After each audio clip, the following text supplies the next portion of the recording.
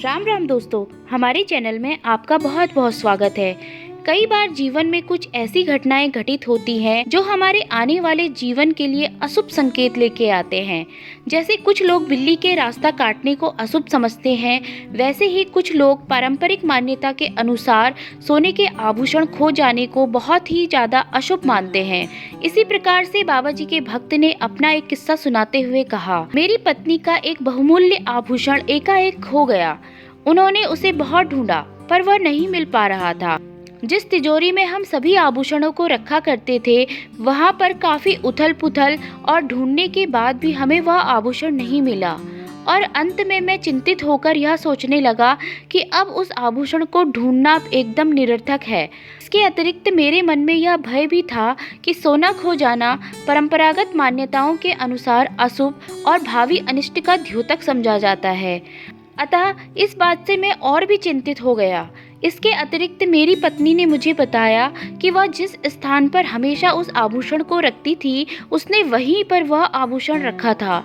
यह बात मुझे और भी चिंतित कर रही थी कि आखिर इस बंद कमरे से वह गायब हुआ तो हुआ कैसे? क्या कोई चोरी की संभावना तो नहीं?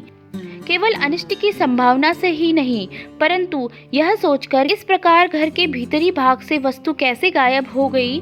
रात को इसी चिंता में हम दोनों बिना नींद ही लेटे रहे और मैं बाबा जी का ध्यान करते रहा कि महाराज, यह कैसा अंधेर हो रहा है या फिर कोई अनिष्ट होने जा रहा है।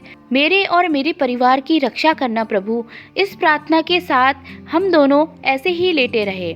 कुछ ही देर में कमरे के अंदर एक विचित्र ज्योति लालिमा लिए प्रकट हुई और हम दोनों ने उसे साक्षात देखा।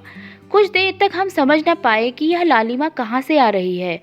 जब हमने बाहर की तरफ देखा तो हमने पाया कि बाहर तो सिर्फ अंधकार है, फिर यह ज्योति हमारे कमरे से ही निकल के कहाँ से आ रही है। और तब मुझे समझ आया कि महाप्रभु ने स्वयं अपने दर्शन दिए हैं और हम दोनों ने उन्हें उसी रूप में प्रणाम किया और धन्यवाद करने लगे कि प्रभु, आपका हमें दर्शन देने के लिए बेहद बेहद धन्यवाद।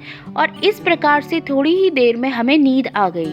दूसरे दिन जब हम उठे तो हमने पाया कि हमें वह खोया हुआ आभूषण स्वतः ही प्राप्त हो गया है।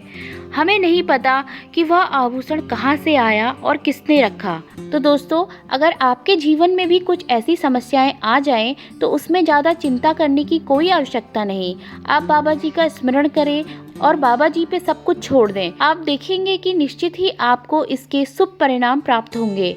तो दोस्तों, आशा करती हूँ बाबा जी के भक्त का यह वीडियो आपको बहुत अच्छा लगा होगा। ऐसे ही और वीडियोस देखने के लिए चैनल को लाइक और सब्सक्राइब करें ताकि सबसे पहले आपको हमारे वीडियोस की नोटिफिकेशन मिल सके। धन्यवाद।